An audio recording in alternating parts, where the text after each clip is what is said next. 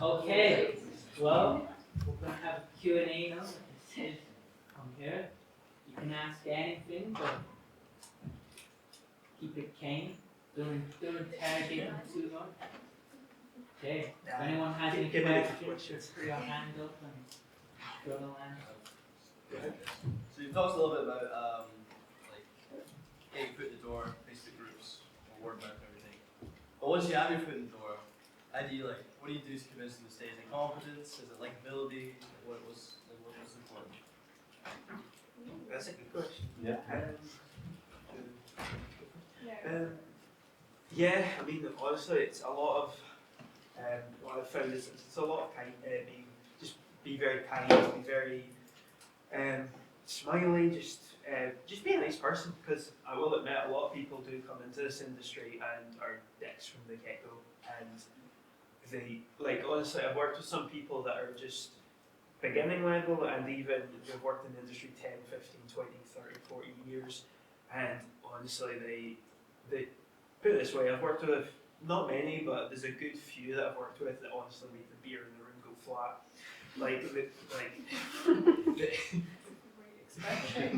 And really just kind of ruin it. And it spreads through the office or the production and just, but well, that's a key thing, is just be enthusiastic, just be smiley, just say, I want to learn, I really want to learn everything that you've learned over the years. I want to, and then also just people come and go from productions and shoots and everything, so that's kind of the job you can get. So you just kind of keep moving up the ladder, so to speak. It's not like a direct route, you do just kind of leapfrog from bit to bit, really. That's my experience with it anyway. Yeah, I agree with that. You do have to remember that it is a small industry in Scotland, and most people do know other people that are working on each other. So if you come in and onto a show and every task you're asked to do, you're like, oh, for the love of God, no. Or you roll your eyes, or you just really aren't joyous about it. There's always going to be tasks, especially at runner level, that you're like, why am I doing this? But you just have to not suck it up and do it, but you're there to be an asset to the team. It's not the most glamorous job, but you're there to be an extra pair of hands, so you might not be doing the most exciting things all the time, but being enthusiastic about and being happy to dig in and asking if there's anything else you can help with, if the camera team needs an extra pair of hands to load out, or if someone's obviously needing some help with something. Those are the things that people will look out for. Because we had a runner on a certain show, and she applied for she put in a CV for another show that was in the same company, and the coordinator had worked with me before and asked if I would recommend her, but she wasn't the best person for the job, and I think just being asking if other stuff is coming up is a good thing.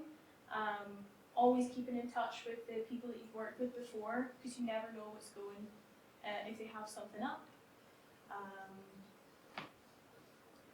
I'd say definitely be enthusiastic and just giving a good impression is good.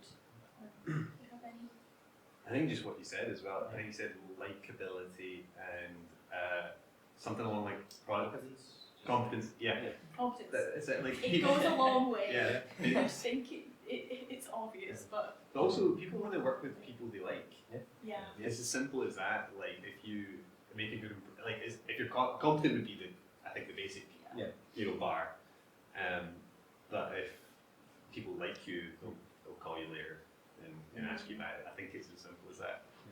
It's also the case don't necessarily be too bashful. You just kind of say I would like to do more, and more people might put that in consideration. And like you said, if you're nice enough, someone will go, oh, they were nice to work with. I'll bring them onto this, and they said they want more. So it's kind of just you kind of have to put yourself out there. don't be too stuck up. Don't go, I'm amazing, get me into everything. Just kind of be a bit like, Yeah. I'm equal. Because you are working with these people for like long days. Yeah. So there's like everyone's tired, everyone wants to go home and go to sleep, and there's nothing worse than someone complaining about something. Yeah, because you remember those times when you're in the mania and the Yeah. people that joined you on it. And Yeah. it's really bonding, you know, and you want to be like, that was a good, you know, I'll get them back or vice versa. Yeah, and a lot of the time when you move up, especially at the production secretary, I'll go on to something and they'll ask if I know any runners that would be available, so then I can email people and be like, these guys are great. Or I've got a friend, Reese, who's also AirTV alum. He knows so many people. If you get into TV, you'll know Reese. So he's like one of the best people to message, and I'll go, do you know anybody that's free? Are you free? Because I know that Reese wouldn't recommend anyone who isn't great.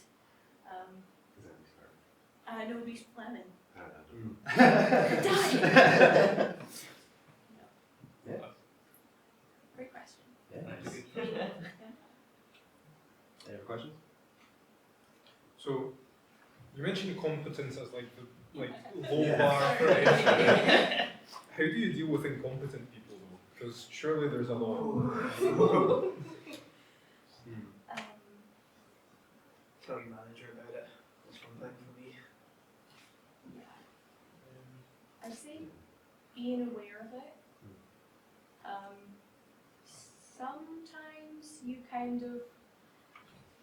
Sometimes you have to not live with it, but you being aware of it, and sometimes it's just people haven't like fully understood what their role is, or they haven't been delegated specific tasks, because every job is different.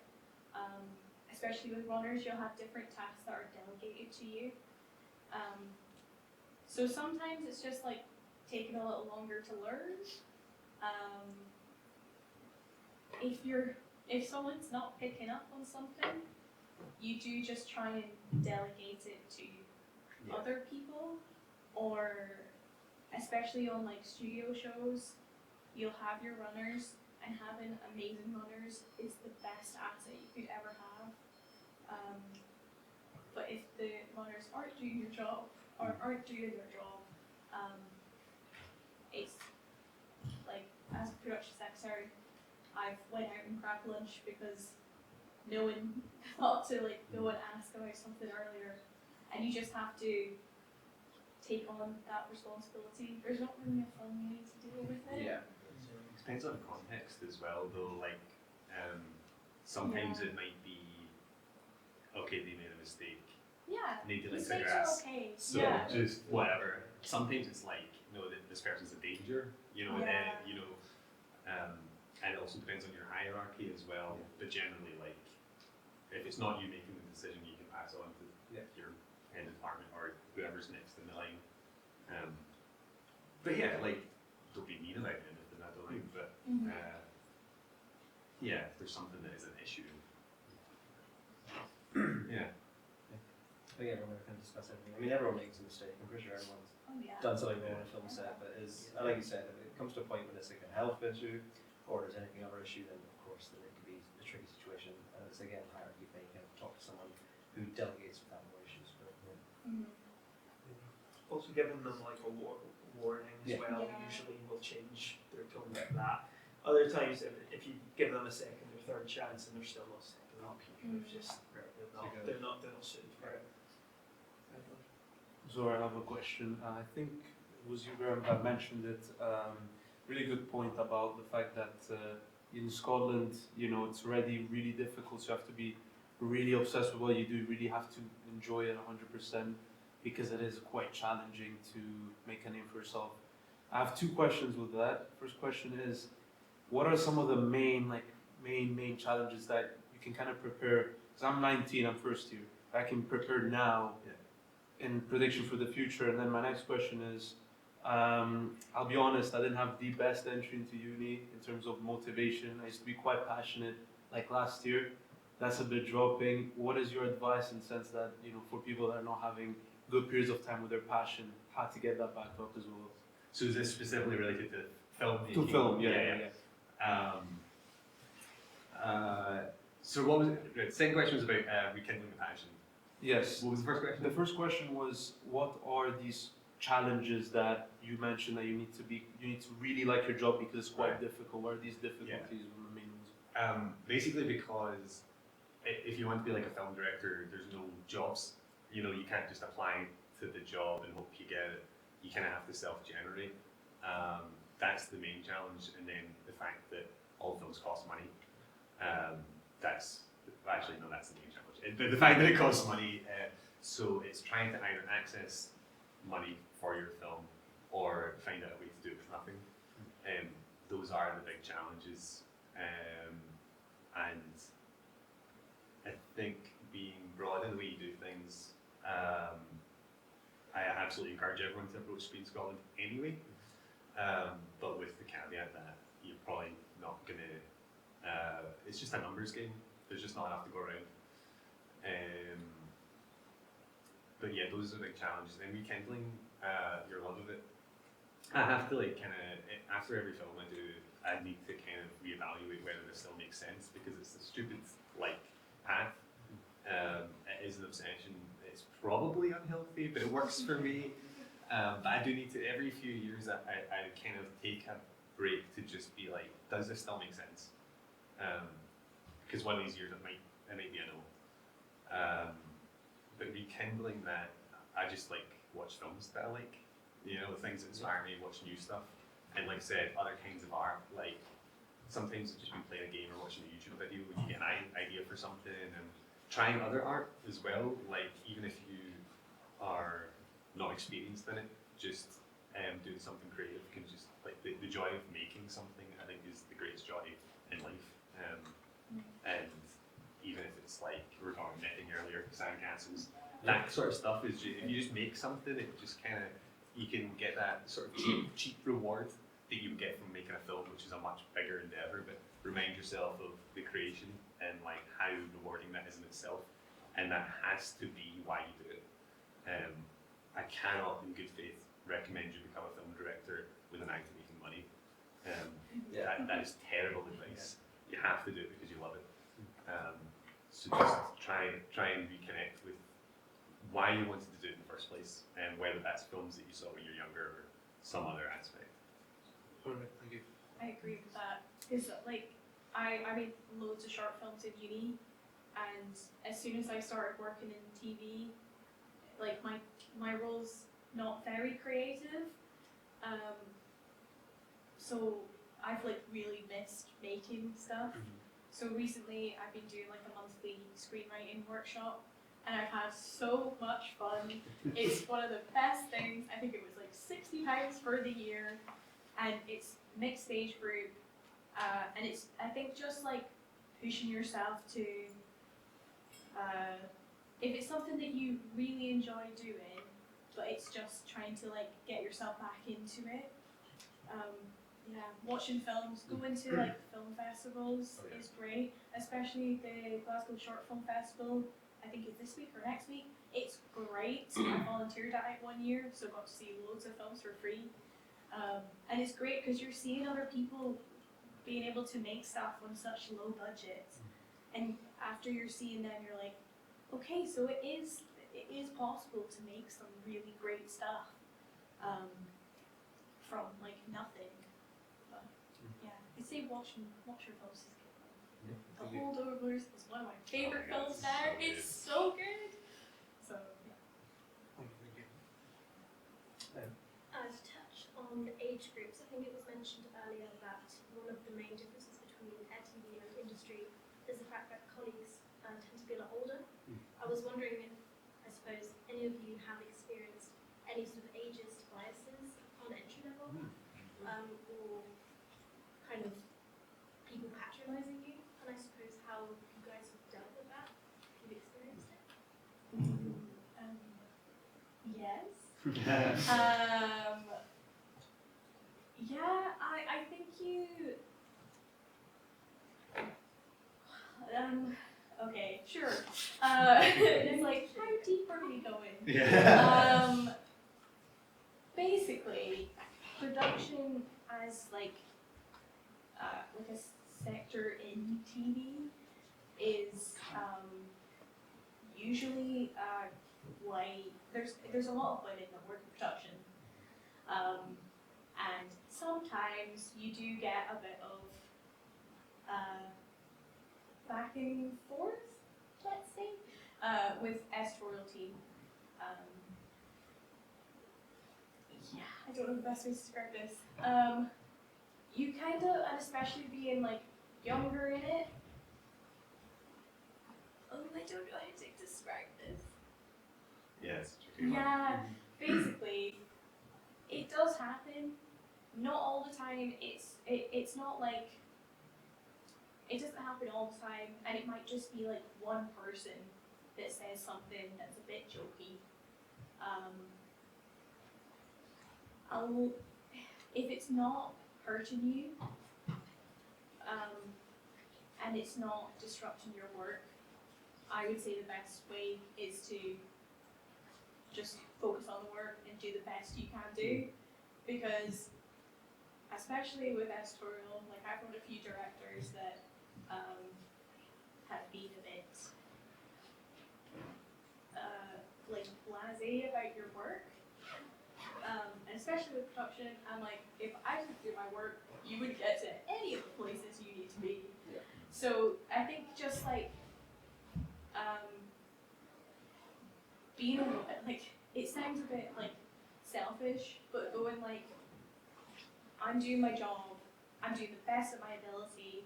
If I don't do my job, like everyone's a part of the same team, you're all trying to make the same film. It doesn't really matter what age you are, as long as you're doing the best of your ability. That's the main thing. If it does get to a stage that you do have a serious problem with, or someone is a serious problem, talk to your manager. It sounds easy and it sounds simple, but you need to talk to your manager, because even though it's a lovely industry, there's loads of great people out there. There are still some horrible people out there. Some of the times they mean you absolutely no harm, and they're just small-minded individuals who have worked their way up in TV, and this is, sorry for the reality check, but it is there. If someone is doing you, if someone is a serious problem, you just have to talk to like your managers, because people will back you up, and it feels really silly being like, oh, I don't want to be a problem or anything. But if someone's seriously doing something wrong, the best thing is to let other people know, especially like your execs and everything, because they will 100% back you up. If they don't, back to get on with them, because you shouldn't be in a workplace that is harming you in any certain way. Yeah, again, it kind of depends on context. I think Yeah. there was two examples at my last job. So I was at editor for 12 years, and one example was pretty serious, where one of the producers, a man, kind of Gen X age, like 40 or something, was being inappropriate with some of the younger women editors, but they didn't say anything to anyone else, and it sort of came up later after you'd left. And there was just a swell of support that's like, particularly our line manager, he wasn't very approachable, but if he'd been more and had known about it, he would have done something about it. Also, that's a serious issue. A less serious example, a friend who was 25, a woman as well, and she was, there was ageism in this one from an older woman member of staff, and she raised a formal complaint and also kind of spoke. I think there's a thing about maybe measuring your support, and this is where the kind of like likability comes in. Is like, if you've got supportive people at your level. Then, like when Rachel mentioned about this person being ageist, everyone was just like, well, that's bang out of order, you know, you're so competent, all of this, everyone was fully behind her. So it really depends on kind of, you know, how severe the issue is and who the people around you are. That yeah, it's a serious issue. It shouldn't matter. You should just be talking to the person who can do something about it.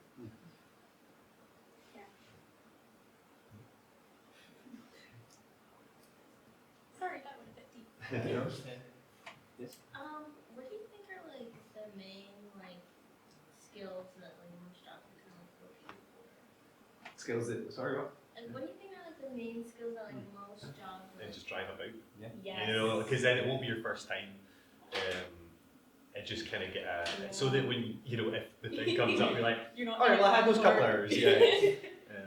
I had to Google how to put this van Oh into my reverse God. gear. Stressful. I'm learning to drive at the moment because the amount of jobs I literally drove by. Literally because it's like it expands your sphere where you can go. You can go to the far locations. You can do all this. You don't need to get driven. You don't need any of that. Yeah. And like you said, you can do shipping jobs. They always need to take someone, an actor, a prop, anything. Yeah. So It Driving shortens your license. day as well. Yeah. Like your commute, you know, if you're doing an hour and a half commute on public transport on top of everything else. and sometimes the place you're trying to get to, the public transport doesn't work. Yeah, exactly. Yeah. Like you can't. You go into the middle of Highlands and nowhere. You can't get there on the train, unfortunately. So Yeah, it's quite fun driving for your job. Yeah. Like for being a runner. Some of my favourite jobs I've done, it's been when I've been a runner, and my main thing is just driving around. Yeah. Because half the time you're in your little van, you've got the music blaring, you're having the time of your life, and you get a message asking for you to go back and find something else. Like that's it.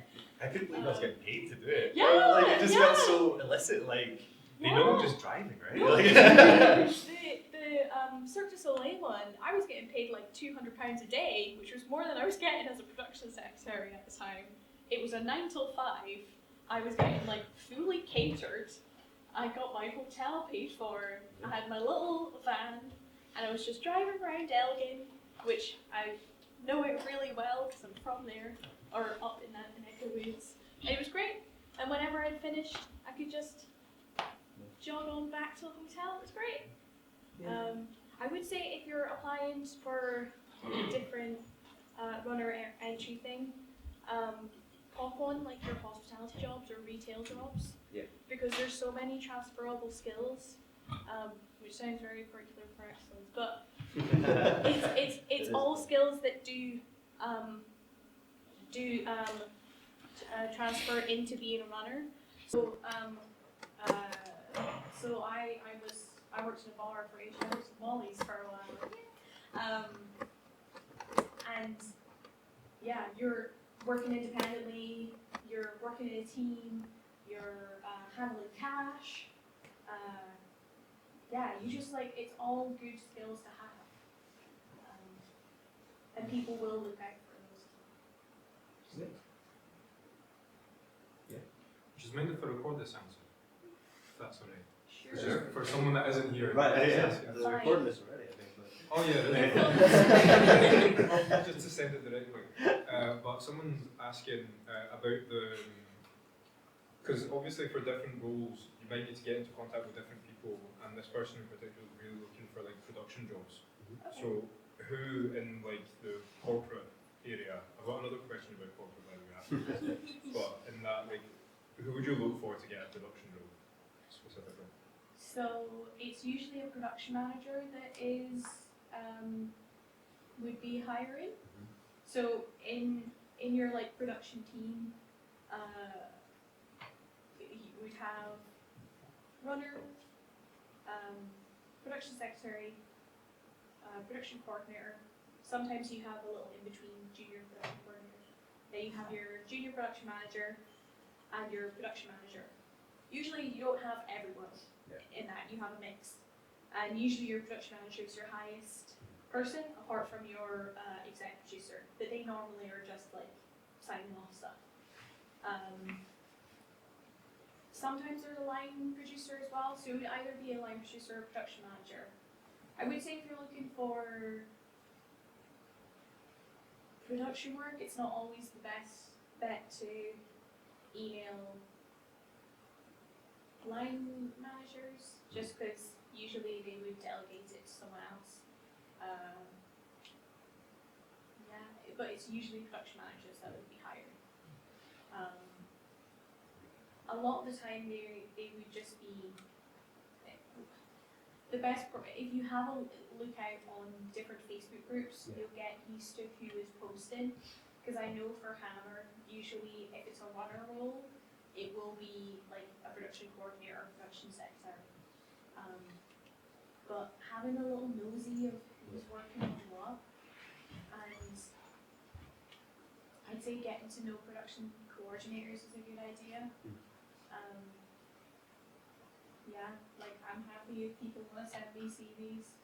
I don't really know how it's working on locations just yet, but it really depends. Sorry, that doesn't really fully answer your question, but that kind of. I just texted her everything you said, and she was like, "I want names." I'm happy to pass on my email if Brilliant. she wants I it. will come ask for it. Yeah. Thank you. Excellent. Yeah. Sure. So about the corporate thing as well, you were talking about unions earlier, right? And that's something that I'm very curious about because I know about everything, all the problems that take place in the industry and how corporate it is. And I work for Starbucks right now, and unions there are very difficult. So I'm just wondering what the landscape is like in the industry. So not everyone is part of the union. Like personally, I do not have the spare money to sign up for Back2. But I would always keep an eye on like rate cards and any updates they have. Because they are the people that are like chatting to the to the channels and trying to they're like the go-between. Especially with like minimum wage increasing, all that stuff. I think it's a useful thing to be a part of, so that you do have backup, because people will try and transform, and budgets are getting smaller, and Plus, it's an ideal as well. Like when you're starting out, it costs money. yeah. And you're going to need every bit. Like I only just joined the union last year, and it wasn't Back2, it was Prospect. But I think it's a good thing to be aware of, because there's a lot of information that they get that you're not able to get from anywhere else. So even if you aren't like an official member, it's still a good thing to be aware of. yeah, they do events as well. Yeah, they next do week. events. Hit the ground running was one of the ways I got my start. Yeah. So keep an eye out for that. They do that course every once in a while in different parts of Scotland. Which is like a one-day how to be a runner's course, which you could sum up in just do what you're told, basically. Yeah. But it was a way to meet people, and I got a couple of emails doing that, and that was how I got my start. And not as a member as well. You can do these things without being a member. Yeah. So they're a good resource. And if you do have any questions, they are like, you don't have to be a member to ask them. Yeah. Like I've been to some like networking events, and there's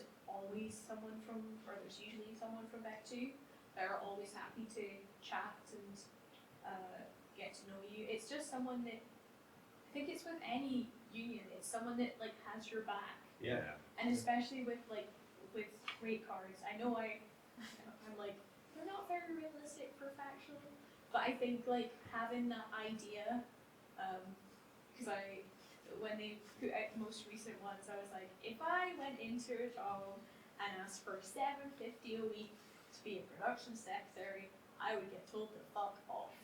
Like, it's like a little under that, but I think having that like idea of what you should be getting is a good idea. And also, sorry, this is like the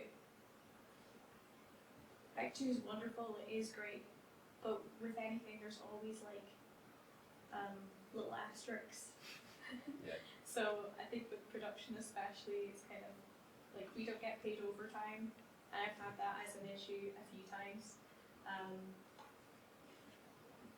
And there's always like a little asterisk on the back two rates that's like, this is what we would love you to get paid, but this isn't a realistic thing. But again, it's a good tool. I think it's a good tool. Yeah, but they don't have a ton of power. No.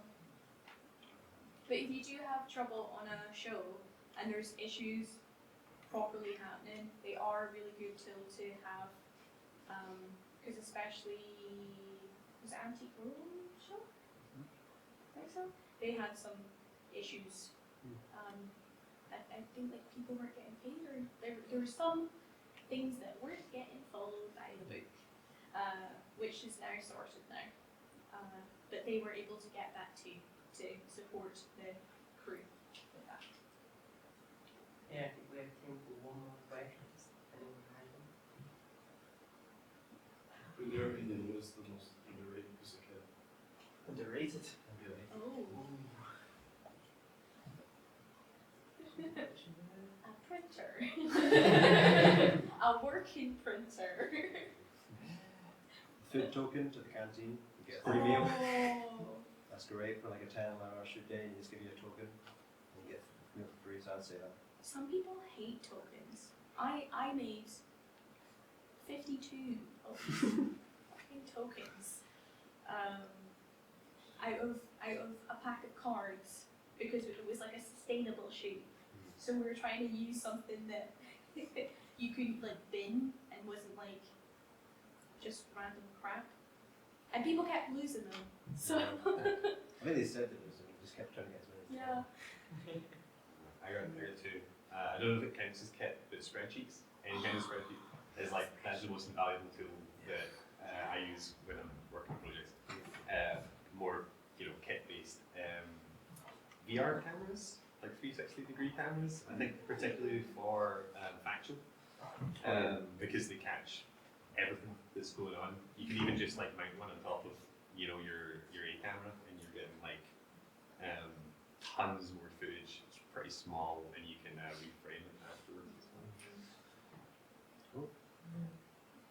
For me, it probably, so that we have these like big Sackler tripods.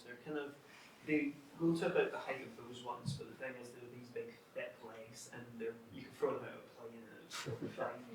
And they're just great. The annoying thing is though, especially during COVID, is every company in the world bought so many of them that the company Sackler couldn't keep up. So they're like gold dust at the moment, but yeah, they're drinking those are underrated, I'd say, because everyone's got them, so they don't like show them. I've been to a couple of kit shows that they have that they tour around with, and they're never on display because they just don't have them.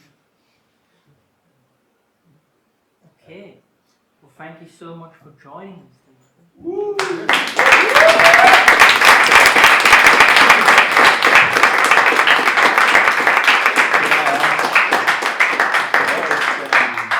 What's your guys' favorite AirTV memory from your time in AirTV? Oh wow, so big.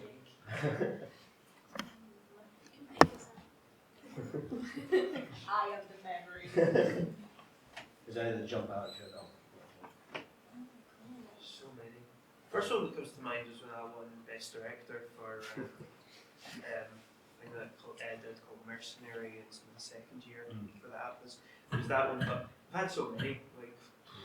Like put it this way, I'm getting married next year, and my 4 groomsmen are all ex-AirTV as well. Oh. So just putting that out there. So yeah, the guys in this room, you'll be together for life. So that's probably a good one for me. Yeah. Oh god. I don't have anything that